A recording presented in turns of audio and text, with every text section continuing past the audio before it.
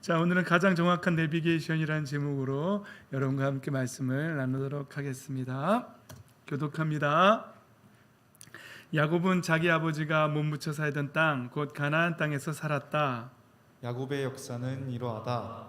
17살 된 소년 요셉이 아버지의 첩들인 비라와 실바가 낳은 형들과 함께 양을 치는데 요셉은 형들의 허물을 아버지에게 일러 바치곤 하였다. 이스라엘은 늙음하게 요셉을 얻었으므로 다른 아들들보다 요셉을 더 사랑하여서 그에게 화려한 옷을 지어서 입혔다. 형들은 아버지가 그를 자기들보다 더 사랑하는 것을 보고서 요셉을 미워하며 그에게 말 한마디도 다정스럽게 하는 법이 없었다. 한 번은 요셉이 꿈을 꾸고서 그것을 형들에게 말한 일이 있는데 그 일이 있은 뒤로부터 형들은 그를 더욱더 미워하였다. 요셉이 형들에게 말하였다. 내가 꾼 꿈 이야기를 한번 들어보셔요. 우리가 밭에서 곡식단을 묶고 있었어요. 그런데 갑자기 내 묶은 단이 우뚝 일어서고 형들의 단이 나의 단을 둘러서 절을 하였어요. 형들이 그에게 말하였다. 내가 우리의 왕이라도 될성 싶으냐? 정말로 내가 우리를 다스릴 참이냐? 형들은 그의 꿈과 그가 한 말 때문에 그를 더욱더 미워하였다. 얼마 뒤에 그는 또 다른 꿈을 꾸고 그것을 형들에게 말하였다. 들어보셔요. 또 꿈을 꾸었어요. 이번에는 해와 달과 별 11개가 나에게 절을 했어요. 그가 아버지와 형들에게 이렇게 말할 때에 그의 아버지가 그를 꾸짖었다. 내가 꾼 그 꿈이 무엇이냐? 그래, 나하고 너의 어머니하고 너의 형들이 함께 너에게로 가서 땅에 엎드려서 너에게 절을 할 것이란 말이냐? 함께 있습니다. 그의 형들은 그를 시기하였지만 아버지는 그 말을 마음에 두었다. 아멘. 할렐루야. 아멘. 정말 힘이 안 나네요. 집중 좀 하시고 좀 잘 하십시오. 이게 계속 성도들이 안 오시고 카메라만 쳐다보고 설교하고 하려니까 정말 맥이 많이 빠지네요. 빨리 이 코로나 사태가 끝나고 빨리 다 함께 모여서 대면 예배할 수 있는 날이 속히 오기를 예수님의 이름으로 간절히 소망합니다. 아멘. 주여, 예수님이 이 땅에 오신 이유는요, 아담과 하와 이후로 우리가 하나님께서 우리에게 주신 자녀의 권세를 우리가 마귀에게 빼앗겼거든요. 스스로 내어줬어요. 그런데 이제 예수님이 다시 오셔서 예수님의 순종하심으로 하늘과 땅의 모든 권세를 다시 되찾으세요. 그리고 우리 보고 내가 너희와 함께 할 터이니 땅 끝까지 가서 내 복음을 전하라고 그렇게 말씀하셨어요. 그러니까 교회의 존재 목적은 많은 영혼들이 이곳에 와서 예수님이 다시 되찾으신 그 권세를 다시 회복하고 우리가 빼앗겼던 모든 그 자녀의 하나님 자녀로서의 권세를 다시 되찾고 회복하여서 정말 이 땅을 사는 동안에 이 세상을 사는 동안에 이 세상에 파묻히지 않고 이 세상을 사랑하는 마음 때문에 막 낙심하지 않고 다시 힘을 얻어서 하나님의 자녀로서의 그 자존감으로 할렐루야로 외치며 찬양하며 이 땅에서 나는 하나님의 자녀다, 하나님 살아계시고 나와 함께 하신다는 것을 증명하며 우리를 어둠 속에서 불러내어서 기이한 빛에 들어가게 하신 이의 그 덕을 선포하게 하기 위해서 우리를 불렀다고 성경은 또 말하고 있지 않습니까? 그러니까 우리는 날마다 하나님을 믿는 사람들의 삶은요, 빛이어야 돼요. 빛이어야 되고 정말 강력한 힘이 있어야 합니다. 그런데 우리는 안타깝게도 힘을 잃지요. 그리고는 낙심해가지고 막 그 땅굴 속에 들어가가지고 힘을 잃고 좌절하고 우울해하고 요즘 또 시대 상황이 또 그럴 수 있는 코로나 블루라고 해서 막 또 우울하기 쉬운 그런 시대입니다. 힘을 내십시오. 예수님의 이름으로 일어서십시오. 빛을 선포하십시오. 저도 인간인지라 그럴 때가 참 많이 있어요. 그럴 때마다 오늘 아침에도 저는 눈 뜨고 그랬어요. 예수님의 이름으로 빛을 선포했어요. 날마다 빛을 선포하는 거예요. 예수 그리스도의 이름에 능력이 있는 줄 믿습니다. 그 이름의 권세가 우리 삶 속에 실제가 돼야 돼요.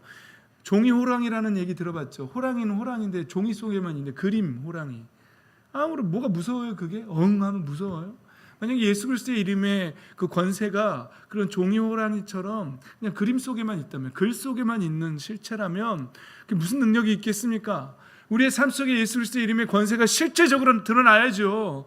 그러려면 우리가 예수 그리스도의 이름을 선포해야 합니다. 말씀을 읽어야 되고요. 기도해야 합니다. 그 영적인 삶을 게으리하면요, 우리는 또 져요. 그리고 이 생각의 전쟁 속에서 그래 나는 안 돼 이러면서 또 그냥 우리 스스로 하나님 자녀의 권세를 그냥 내어줍니다. 또 그러나 우리가 다시 일어설 수 있는 것은 영원히 마르지 않는 샘과 같은 예수 그리스도의 보혈이 우리 앞에 날마다 있고, 그 예수님의 권세는 이제 끝이 없기 때문에 영원하기 때문에, 그리고 하나님의 사랑이 결코 우리를 포기하지 않으시기 때문에 하나님은 우리를 절대로 그렇게 두지 않으시고 계속해서 우리를 붙잡으십니다. 할렐루야, 아멘. 그래서요 우리는 그 사랑 때문에 다시 일어설 수 있는 거예요. 그래서 오늘도 힘을 내시고 다시 일어서시기를 예수님의 이름으로 축복합니다. 우리 옆 사람하고 인사합시다. 힘을 냅시다. 예수님의 이름의 권세가 실제가 됩시다. 예수 그리스도의 이름의 권세가 일어섭시다. 그렇게 인사하시기 바랍니다.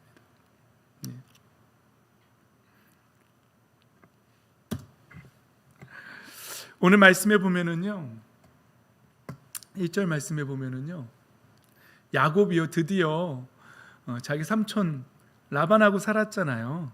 그렇게 살다가 사기도 당하고 뭐 힘든 그런 타지살이를 하다가 이제 우여곡절 끝에 이제 아버지의 땅, 아버지가 약속받은 땅, 할아버지 아브라함이 약속받은 땅 가나안 땅에서 몸붙여서 살았다고, 아버지가 몸붙여 살던 가나안 땅에서 야곱도 살기 시작했다고 합니다. 이 땅이 어떤 땅입니까? 정말 말 그대로 약속받은 땅이에요. 할아버지 아브라함이 약속받은 땅이고요. 아버지 제가 지금 아버지 이삭, 갑자기 이름이 생각이 안 났어요. 아버지 이삭이 또 언약으로 받은 땅, 그 땅에 살고 있었어요. 그런데 땅은 분명히 하나님이 거기에 머물라고 말했던 약속하신 땅인데요, 문제가 있었어요. 이 가정에 형들은 요셉의 형들이죠. 야곱이 요셉을 너무너무 사랑했어요. 그래서 편애했어요. 그러다 보니 4절 말씀 한번 읽어볼까요? 시작. 형들은 아버지가 그를 자기들보다 더 사랑한 것을 보고서 요셉을 미워하며 그에게 말 한마디도 다정스럽게 하는 법이 없었다 그랬습니다. 이게 어떤 상황일까요? 이 가정이 어땠을까요? 말 한마디도 다정하게 하는 법이 없었다. 뭐라 그랬을까요? 왜 이랬나요? 형 이거 얘기하면 야 꺼져 이랬을까요? 어땠을까요? 하여튼 그 가정이 이 말 한마디로 그 가정이 어떤 분위기였을지가 정말 가정 안에서, 형제 안에서도 왕따가 존재하는 그런 분위기. 땅은 가나안 땅에 살고 있었지만 가정은 불화가 있었어요. 하나 되지 못했어요. 이런 상황이에요. 그러니까 이 말씀 속에서 먼저는요, 여러분 교회만 나와 있다고 다 되는 건 아닌 것 같아요. 가나안 땅에 살고 있었어도 야곱과 그 자녀들은요, 하나님의 나라를 이루어가야 합니다. 하나님의 나라를 이루어가는 게 더 중요하지 약속의 땅에 살고 있다는 것 자체가 중요한 것만은 아닌 것이지요. 내가 교회에만 나왔다고 해서 다 됐다라고 생각하시면 안 됩니다. 교회에 다니고 있어도 여러분 가정 안에서 하나님의 나라를 이루어 가셔야 합니다. 할렐루야, 아멘. 그렇게 하셔야 합니다. 하나님의 나라가 이루어진다는 것이 무엇입니까? 하나님의 나라가 우리 가정에 이루어진다, 그것은 하나님의 통치가 우리의 가정에 이루어진다는 뜻이죠. 하나님의 말씀 앞에 순종하고 하나님의 명령대로 내 뜻과 내 의지로만 사는 것이 아니라, 내 감정대로 사는 것이 아니라 하나님의 뜻에 순종하며 그렇게 하나님의 뜻이 우리의 가정에 이루어지는 것. 우리가 날마다 예수님 가르쳐 주신 기도, 하늘에 계신 우리 아버지의 이름이 거룩히 여김을 받으시오며 하나님의 나라가 임하시오며 뜻이 하늘에서 이루어진 것 같이 땅에서도 이루어지이다. 저도 개역개정으로 외워가지고 세번역으로 다시 바뀐 주기도문이 좀 어색하긴 해요. 아버지의 나라가 오게 하시며 아버지의 뜻이 하늘에서와 같이 땅에서도 이루어지게 하소서. 이게 주님이 우리에게 가르쳐 주신 기도문 아니겠습니까? 날마다 하나님의 나라가 이 땅 가운데 이루어지기를, 그리고 내 가정 안에, 내 안에 하나님의 나라가 이루어지기를 소망하는, 우리는 그래서 이 땅에 사는 동안에 하나님의 나라를 이루어가는 것이 더 중요하다는 사실을 명심하시길 바랍니다. 교회에만 다닌다고, 가나안 땅에만 산다고 다가 아니라 그 땅 안에서 하나님의 나라를 이루어가는 것이 가장 중요하지요. 그 가운데서 가장 중요한 것이 무엇일까요? 하나님의 나라를 이루는데 가장 중요한 게 뭘까요? 그건 바로 잃어버린 하나님의 형상을 되찾는 것. 그게 뭐예요? 신의 성품을 되찾는 것. 하나님의 성품을 되찾아가는 것이 가장 중요한 것입니다. 만약에 우리가 예수님을 믿는다고 하면서 하나님의 성품을 되찾지 못한다면 그건 거룩한 사람들이 아닙니다. 진짜 거룩한 사람들은 삶 속에서 하나님의 성품, 신의 성품에 참여해서 하나님의 잃어버린 형상을, 하나님 닮은 그 형상을 되찾아가는 삶을 사는 사람들이 정말 거룩한 백성들인 줄 믿습니다. 그래서 우리는요, 삶 속에서 잃어버린 하나님의 형상을 되찾아, 우리의 말, 우리의 눈빛, 이걸 되찾지 못하는 교회라면 존재 가치가 없습니다. 이거 하나님의 성품을, 하나님의 창조하실 때 하나님을 닮게, 하나님의 형상을 닮게 창조받은 우리가 그 형상을 잃어버린 채로 내가 예수님을 믿고 교회만 다닌다는 것 자체만으로만 다라고 말하면서 가정 안에서 하나님의 나라가 이루어지지 않고 그 안에서 하나님을 닮은 형상이, 성품이 나오지 않는다면 그게 어찌 예수님을 믿는 가정이라고 말할 수 있고 어찌 교회 다니는 사람이라고 말할 수 있겠습니까? 더 크게는 이 나라 안에서도 하나님을 믿는 사람들이 그들의 말과 언행과 삶 속에서 예수 그리스도가 드러나지 않고, 예수님의 향기가 드러나지 않고, 하나님의 형상이, 하나님의 성품이 드러나지 않는다면 그것은 교회가 아닙니다. 가장 중요한 것은 그것입니다. 그걸 놓치지 마십시오. 우리의 삶 속에서 하나님의 형상을, 우리가 이 땅을 사는 동안에 이렇게 정의해 버리십시오. 나는 이 땅에 사는 동안에 하나님의 형상을 회복한다. 그것이 첫째 된 나의 목표다. 그래서 그것을 목표로 사십시오. 돈이 목적이 되지 마시고, 성공이 목적이 되지 마시고, 나는 하나님의 형상을 되찾는 게 나의 삶의 목적이다. 내가 이 땅에 되어지는 모든 일들은 내가 하나님의 형상을 회복했는지 회복하지 못했는지 그것을 증명해내는 시간들이다 라고 생각해 보십시오.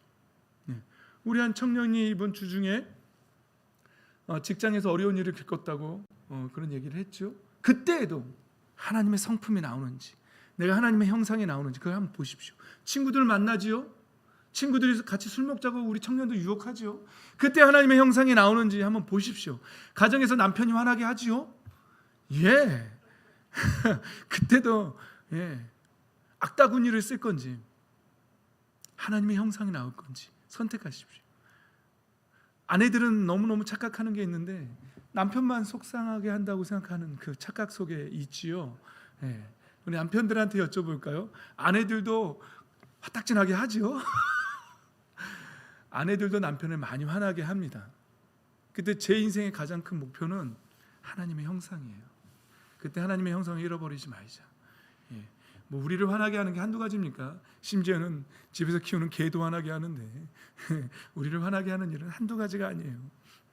그때 우리는 하나님의 형상을 되찾아야 합니다. 그것 때문에, 하나님의 형상을 되찾는 것 때문에 예수님이 우리를 부르셨고, 예수님이 우리의 죄값을 대신 치러주셨고 순종하셨어요. 십자가에서. 그리고 우리를 자녀의 자리로 다시 회복시키셨어요. 이제 우리는 하나님의 형상을 되찾아가면서 하나님의 자녀임을 증명하면서 살아야 할 줄 믿습니다. 지난번에도 말씀드렸죠. 탕자가 돌아왔는데, 아버지 집에 돌아왔는데 변하지 않아. 그리고 또 허랑방탕하게 똑같이 이 위치만 바뀌었지 똑같이 탕자로 살아. 아싸, 돈도 많고 좋네 이러면서. 그러면 말이 안 되잖아요. 그렇죠? 탕자의 비유를 말씀하신 예수님은 그 탕자가 돌아와서 모든 면에서, 특히 그 성품의 면에서, 과거의 성품을, 그 싸가지 없던 성품 있죠. 당신 죽으면 유산 나올 거 나한테 줘. 뭐 좀 미리 준다고 뭐 달라질 거 있어요? 좀 줘요. 그랬던 아주 그 단위에서 말할 수 없는 그 욕하고 싶은 그 나쁜 자녀의 자리에서 정말 이제 성품이 변해서 하나님의 자녀로서의 아버지의 사랑 안에서 그렇게 살아가는 모습이어야 되지 않겠습니까? 그래서 먼저는 여러분들하고 말씀 나눕니다. 야곱과 요셉의 이 가정 속에서 가나안 땅에만 산다고 해서 다가 아니고 우리는 하나님의 나라를 이루어 가야 한다. 하나님의 나라를 이루어 가는 데 있어서 제일 중요한 건 뭐라고요? 성품, 하나님의 형상. 그것이 거룩입니다. 하나님의 형상을 되찾은 사람이 바로 거룩한 사람입니다. 만약에 하나님의 형상을 되찾지 못하고 늘 예를 드는 게 좀 죄송하지만 우리 시어머니들 죄송하지만 시어머니 권사님들 시어머니 권사님들 기도는 막 40일 기도 뭐 새벽 기도 막 다 하면서 집에 가서 며느리들한테는 아주 하나님의 형상이 아니라 아주 무슨 조교 모습으로 그렇게 나아간다면 미안하지만 그건 하나님의 형상이 아닙니다. 그건 거룩하신 분이 아닙니다. 그러니까 한국 교회가 추구하던 영성이 바로 그거예요. 성품은 없으면서 기도만 막 드립다 막 금식 기도 옛날에 흰 옷 입고 막 부흥 강사 목사님들이 강조하던 것도 그거예요. 그런 영성이에요. 그냥 기도만 드립다 하고 헌금 많이 하고 막 이러면 거룩하다고 성령 충만하다고. No!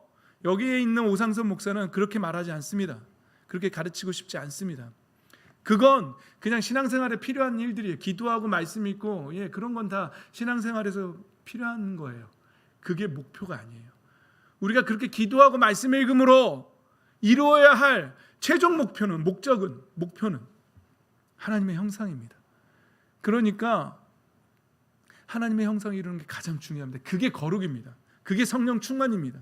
성령님과 함께 날마다 동행하면서 신의 성품으로 사는 하나님의 성품으로 사는 것이 그게 바로 성령 충만이고 그게 바로 거룩한 인생입니다. 그 형상을 회복한 게 바로 거룩함을 회복한 사람들입니다. 근데 그런 건 다 놓치고 기도만 막 두 손 높이 들고 아무리 성경 여러분 읽으셨죠? 두 손 아무리 높이 들고 기도한다 그래도 하나님 뭐라 그러셨나요?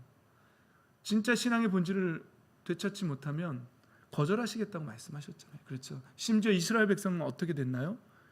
멸망하기까지 나라가 망하기까지 70년 동안 포로의 삶을 살게 하시기까지 하나님은 그렇게까지 진짜 신앙이 뭔지를 깨닫기를 원하셨어요. 안타까운 건 제가 보는 많은 사람들이 추구하는 영성이 어쩌면 그렇게 멸망 직전에 놓여있던 이스라엘 백성들하고 닮았는지 모르겠어요. 그들의 목적은 뭡니까? 그냥 복이었어요. 그냥 복이었고 그들의 삶 속에는 제사 의식은 있었어요. 신앙의 모습은 있었죠. 교회 나오는 모습은 있었죠. 기도의 모습도 있었죠. 그러나 그들의 삶 속에서는 가난한 사람들을 긍휼히 여기고 내 주변에 있는 사람들을 사랑으로 섬기는 그런 하나님이 정말 원하시는 그 자비와 사랑과 온유함은 다 놓쳐버린 것이죠. 그것 때문에 이스라엘이 망하지 않았습니까? 여러분들이 추구하는 영성은 무엇입니까? 그렇게 계속 기도하고 막 작정 기도하고 그래서 마치 무속신앙에서 촛불 켜놓고 무슨 유명한 산에 올라가서 돌을 닦듯이 비나이다 하듯이 그런 신앙을 추구하시는 분들입니까? 아니면 하나님의 성품을 추구하는 분들이십니까? 하나님의 사랑, 하나님의 성품을 추구하는 그런 거룩을 추구하는 저와 여러분이 되시기를 예수님의 이름으로 축복합니다. 아멘. 놀랍죠? 오상선 목사가 이런 성품 설교를 계속하는 거에 대해서 여러분 깜짝깜짝 놀라시죠? 저도 신앙생활하고 지금 제가 신앙생활을 정말 예수 그리스도를 영접한 지가 제가 19살 때 예수님을 영접했으니까 그전에는 놀러 다녔고요. 그러니까 지금 벌써 30년이 넘었죠. 31년 뭐 이렇게 되죠. 제가 이 하나님의 성품을 깨달은 거는요. 불과 몇 년 안 됩니다. 한 26, 7년을 저도 그렇게 촛불 켜놓고 주야 하면서 기도하는 영성을 추구했던 게 그렇게 길어요. 하지만 이제야 깨닫는 거예요. 진짜 영성은 하나님의 성품을 되찾는 데 있다는 사실을 이제야 깨닫는 것입니다. 사랑하는 성도 여러분, 목자 여러분, 목자님들 다 계시죠? 목장에서 여러분 하나님의 성품을 꼭 되찾으시기 바랍니다. 이미 다 되찾으셨죠? 남편 여러분 하나님의 형상을 되찾기를 예수님의 이름으로 축복합니다. 그것이 거룩입니다. 아내 되신 여러분 하나님의 형상을 되찾으시기를 예수님의 이름으로 축복합니다. 부모 되시니 여러분, 자녀 앞에서 하나님의 형상을 되찾으시기를 예수님의 이름으로 축복합니다.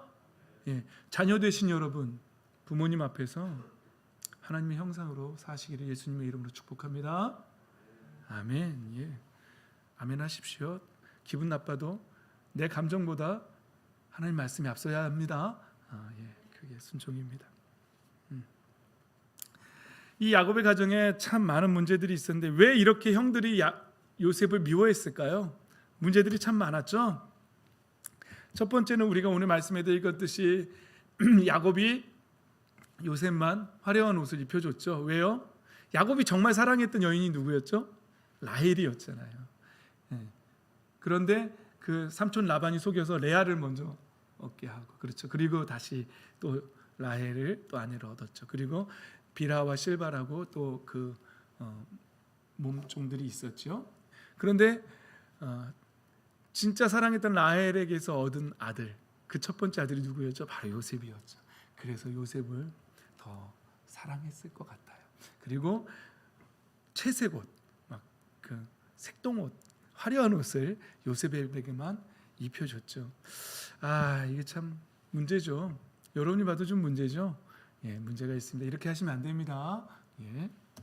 그리고 또 두 번째 문제가 있었는데 2절 말씀에 보면 요셉은 어떻게 했다고요? 형들의 허물을 아버지에게 일러바치곤 했다.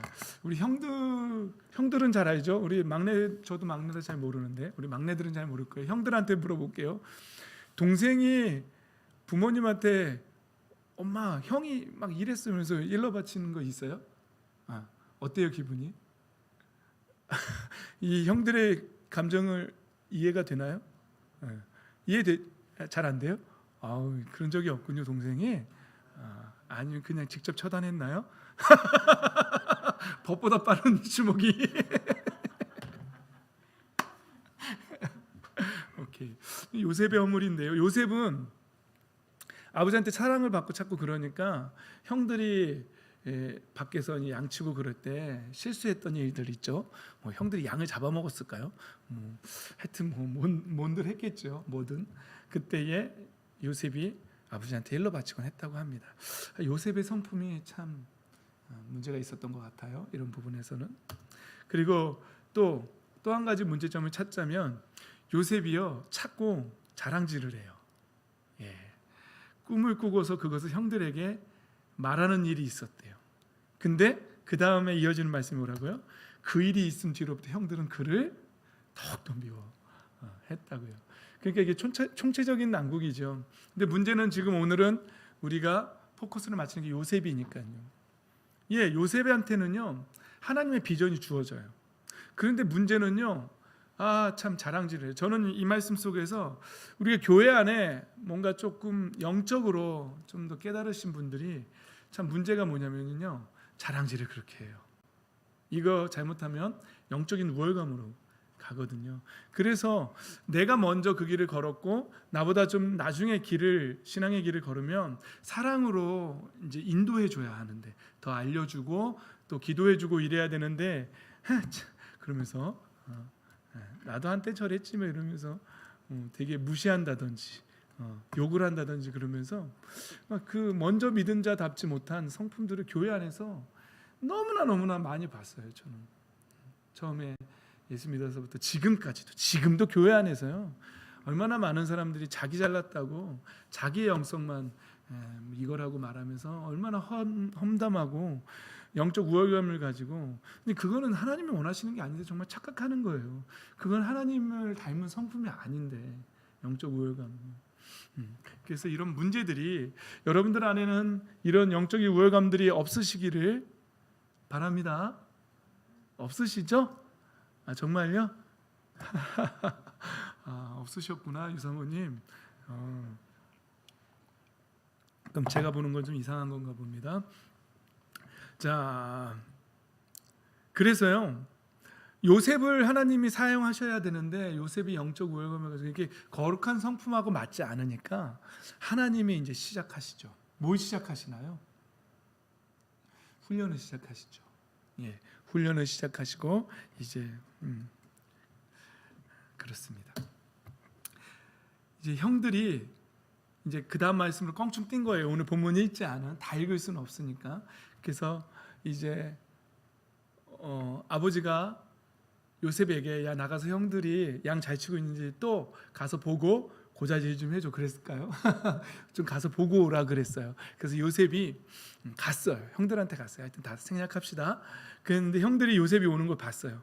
그리고 뭘 했다고요? 죽여버리려고 운묘를 꾸몄다. 야, 형들 진짜 미웠긴 미웠나 봐요. 요셉이 죽여버리려고 음모를 꾸몄으니까. 그러면서 이렇게 말하는 거예요. 저 녀석을 죽이면 저 녀석의 꿈이 어떻게 되나 보자. 재수 없었던 거죠. 저 녀석이 그렇게 자랑질하는데 어찌 잘 되나 보자. 이런 미움을 받았던 거죠. 그래서 결국은 어떻게 됐죠?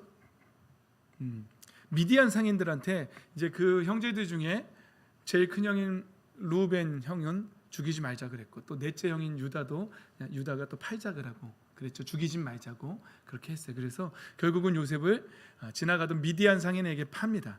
그리고 이스마엘 사람들에게 은 20냥을 받고 팝니다. 그리고 어디로 가죠? 이집트로 갑니다. 그래서 여기서부터 이제 오늘 본문의 제목인 가장 정확한 내비게이션의 내용들이 나오기 시작하시죠. 여러분 요셉의 입장에서 한번 생각해 보십시오. 요셉의 기분이 어땠을까요? 물론 미움받게 행동하긴 했지만 형들이 자기를 팔았어요. 얼마나 살려달라고 애원했을까요? 구덩이에 들어갈 때도 살려달라고 얼마나 애원했을까요? 마음대로 해 이랬을까요? 아니면 한 번만 살려달라고 그랬을까요? 미디안 상인들한테 팔려갈 때도 요셉이 얼마나 울었을까요? 얼마나 힘들었을까요? 근데 나중에 우리가 읽어보면 우리가 그 아이의 눈물을 외면했더니 이제 우리가 그 값을 치르게 되었다라고 그렇게 형들이 나중에 그렇게 고백하잖아요. 엄청 울었을 거예요. 그러니까 요셉이 생각할 때는 그 기분이 어땠을까요? 막 세상이 무너져 내리는 것 같고 왜 나한테 이런 일이 일어날까? 하나님이 나에게 주셨던 그 꿈들은 다 뭘까? 왜 이렇게 되는 걸까라고 막 그런 비관하기도 했고요. 팔려가는 그 길 속에서 많은 생각들을 했겠지요. 하나님 정말 계실까? 막 이런 생각도 하지 않았을까요? 그런데 요셉이 어디로 팔려갔다고요? 이집트로 팔려갔어요. 이집트에서는 또 누구한테 팔려갔다고요? 36절에 보면 바로의 경호대장 보디발에게 팔렸어요. 근데 왜 보디발한테 팔렸을까요, 여러분? 왜 하필 보디발한테? 그건 나중에 40장에서 그 이유가 나오는데요. 보디발 그 경호대장 집 안에 뭐가 있었다고요? 감옥이 있었어요. 경호대장 집 안뜰에 감옥이 있었는데 그 안에 누가 갇히죠? 나중에 요셉도 갇히고 바로의 술 맡은 시종장과 빵 맡은 시종장에 같이 갇히게 되지요. 그러니까 여러분 그래서 그 관원장들의 시종장들의 꿈을 해석하는 일을 또 통해서 그럼 나중에 바로가 꿈을 꾸고 그래서 그 바로의 꿈을 해석해주는 그 자리까지 가서 결국은 요셉이 나중에 총리의 자리에 가게 되지 않습니까? 그렇다면 오늘 요셉이 왜 하필이면 그 이스마엘 상인들이 이집트로 갔고 이집트에서도 왜 하필이면 경호대장의 보디발의 집에 팔렸는지를 우리는 짐작해 볼 수 있겠죠. 요셉은 아마도 그냥 되어져 가는 거라고 생각했을 거예요. 나는 배신당했고 하나님 내 삶 속에서 뭘 하고 계신 거지? 그럼 나는 왜 이 집에 팔렸지? 모를 거죠.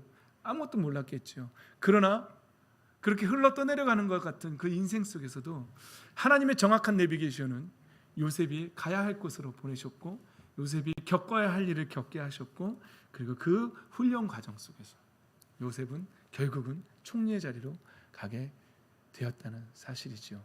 이 내비게이션이 저와 여러분의 삶에서도 작동하고 있는 줄 믿습니다. 아멘. 그렇습니다. 우리는 우리의 삶 속에서 그냥 우리의 삶이 되어져 가는 것 같아 보이지만 사실은 우리의 삶이면 정확한 하나님의 내비게이션 안에서 작동되어져 가고 있다는 사실입니다. 물론 요셉은 몰랐겠죠. 그리고 엄청 어려운 일들을 겪지요. 배신도 또 당하지요. 그러나 왜 그랬을까요? 여러분, 요셉은 그 일을 겪어야만 했습니다. 요셉은 훈련받아야만 했어요. 우리가 아까도 그 문제점들에서 봤지만 요셉은 많은 문제점을 노출시키고 있었어요. 성품의 문제점들을 노출시키고 있었어요. 그래서 하나님은 요셉을 수많은 방법들 속에서 형들의 배신과 그리고 보디발의 집에 팔려서 거기서 노예로 종으로서 살다가 또 감옥에도 가게 되어서 감옥에서 또 시종으로 살다가 바로 왕 앞에 서는 이 과정을 겪게 하셨어요. 나중에 요셉이 결국은 이 과정 속에서 뭐라고 하는지 아십니까? 여러분, 나중에 요셉은 이걸 다 겪은 이 하나님의 가장 정확한 내비게이션이라는 사실을 깨닫게 돼요. 나중에 요셉이. 그리고는 형들을 만나게 되죠. 45장쯤에서 형들을 만나요. 그리고 하나님의 가장 정확한 내비게이션을 깨달은 요셉의 말을 한번 보십시오. 45장 5절 말씀을 한번. 이제 형들이 만났죠. 형들은 이제 막 두려움 속에서 만났죠. 누군지도 모르는데 나중에 알게 되죠. 자기들이 판 요셉이라는 사실을. 그때 요셉이 하는 말입니다. 5절 말씀 시작. 그러나 이제는 걱정하지 마십시오. 자책하지도 마십시오. 형님들이 나를 이곳에 팔아넘기긴 하였습니다만 그것은 하나님이 형님들보다 앞서서 나를 여기에 보내셔서 우리의 목숨을 살려주시려고 그렇게 하신 것입니다. 할렐루야. 아멘. 이 하나님의 정확한 내비게이션을 깨달은 요셉은 형들에게 이렇게 말합니다. 형들 걱정하지 마. 날 팔았다고 걱정하지 말고 자책도 하지 마세요. 형님들이 나를 이곳에 팔아 넘기기는 했지만 그것은 하나님이 형님들보다 앞서서 나를 여기에 보내셔서 우리를 살리시려고 그렇게 하신 것입니다.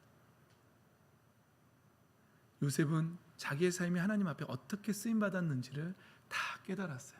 그 수많은 훈련의 과정 속에서 나중에 결국은 그렇게 고백하는 요셉을 보게 됩니다.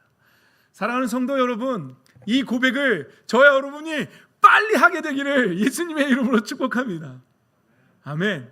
근데 이 내비게이션에는 문제가 있어요. 내비게이션에 문제가 있는 게 아니라 이 내비게이션을 따라가는 우리한테 문제가 있어요.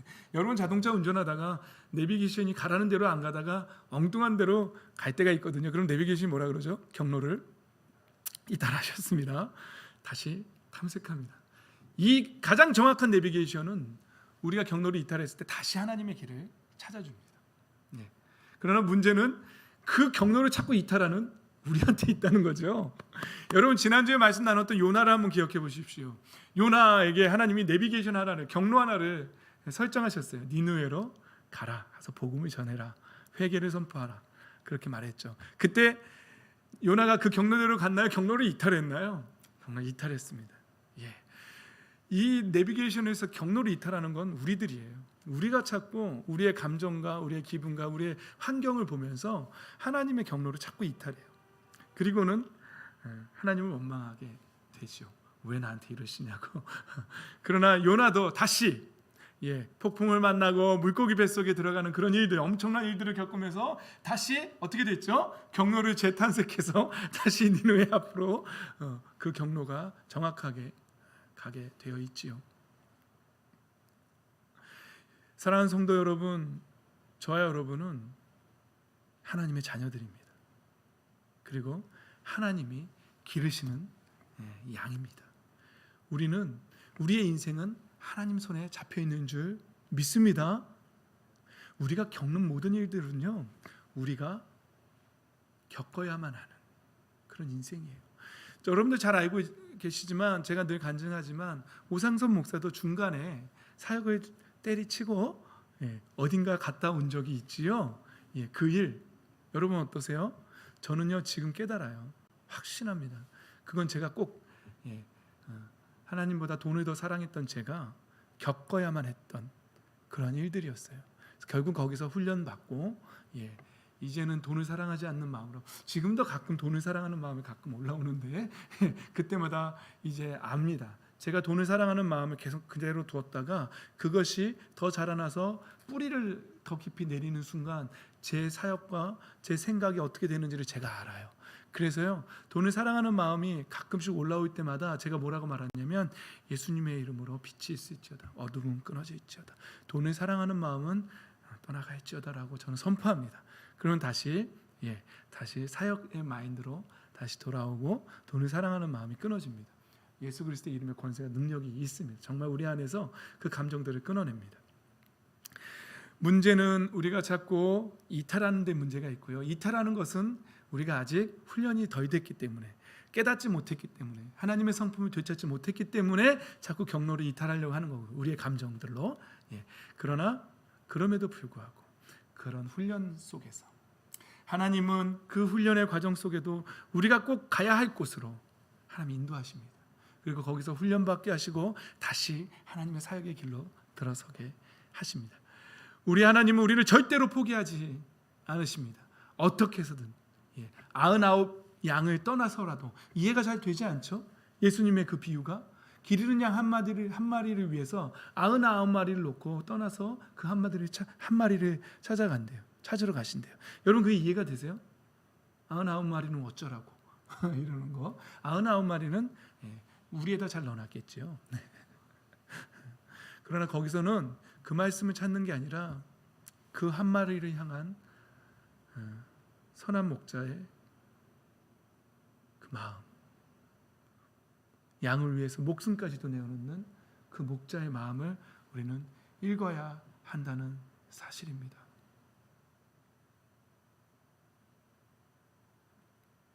요한복음 10장 11절에 보면 예수님이 이렇게 말씀하십니다. 나는 선한 목자다.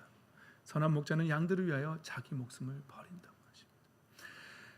예수님은 자기 목숨을 내어주기까지 우리를 찾으려 이 땅에 오셨습니다. 왜냐하면 하나님의 경로는 분명하시고, 그리고 절대로 우리를 포기하지 않으시기 때문입니다. 하나님은 당신의 목숨을 내어주기까지 우리를 절대로 포기하지 않으십니다. 어떻게 해서든지 당신의 경로로 우리를 다시 이끌고 가시는 우리의 사랑의 아버지이십니다. 이 사랑 앞에 날마다 감격하십시오. 감사하십시오. 빨리 깨달으십시오. 근데 자꾸 경로 이탈을 자꾸 하면은요, 어떤 일이 벌어지죠? 최적 길로 경로가 정해져 있었는데 이탈하면 어떤 일이 벌어지죠? 일단 뭐가 낭비되죠? 시간이 낭비되죠. 시간이 늘어나지요. 그리고 기름값도 더 듭니다. 물질적인 손해가 옵니다. 그리고 또 뭐하죠? 운전을 그만큼 더 오래 하면 피곤합니다. 하나님의 경로에서 자꾸 이탈하면은요, 시간도 낭비되고요, 물질적으로도 낭비가 되고요, 그리고 육체적으로도 참 피곤하고 괴롭습니다.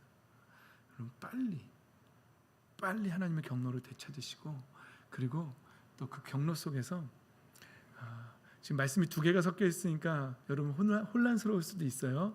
첫 번째는 우리가 겪는 모든 일들이 꼭 겪어야만 하는 과정이다, 훈련이다라는 사실. 그러나 또 하나님 결코 우리를 버리신 것이 아니다.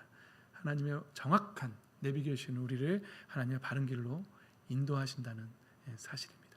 그럼에도 불구하고 우리는 빨리 우리의 성품을 하나님의 성품으로 빨리 회복해야 합니다. 그러면 이 훈련이 빨리 끝나고 이 경로가 빨리 찾아집니다. 이 말씀들이 섞여 있으니까 여러분들 헷갈릴 수도 있는데요, 잘 정리하셔서 아멘으로 잘 받으시길 바랍니다. 이 경로를 가장 빨리 찾는 방법은 계속 말씀하지만 하나님의 성품을 되찾는 겁니다.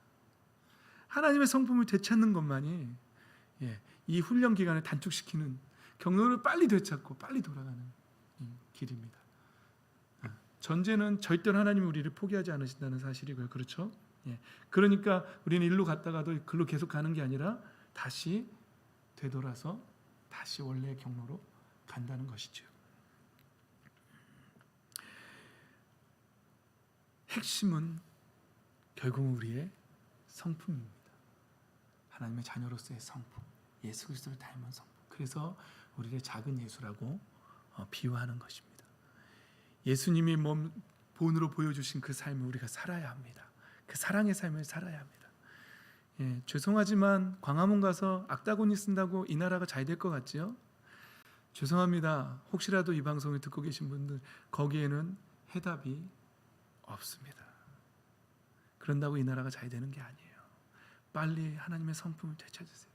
교회의 성품을 되찾으세요. 그리고 사랑의 길로 가십시오. 예수님이 보여주신 길로 가십시오. 그것이 바로 이 나라가 사는 길입니다.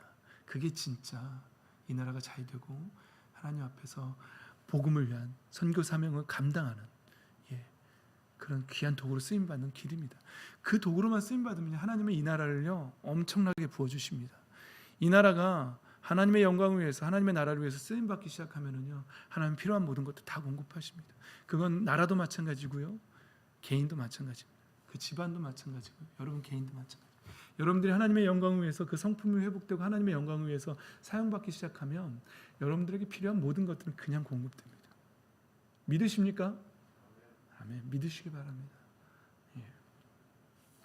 그것이 거룩이고 그것이 경건이고 그것이 능력이고 그것이 예수 그리스도의 이름의 권세입니다.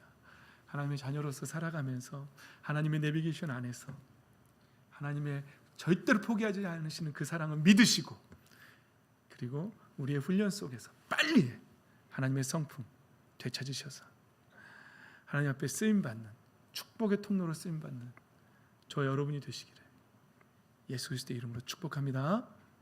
아멘. 찬양합시다.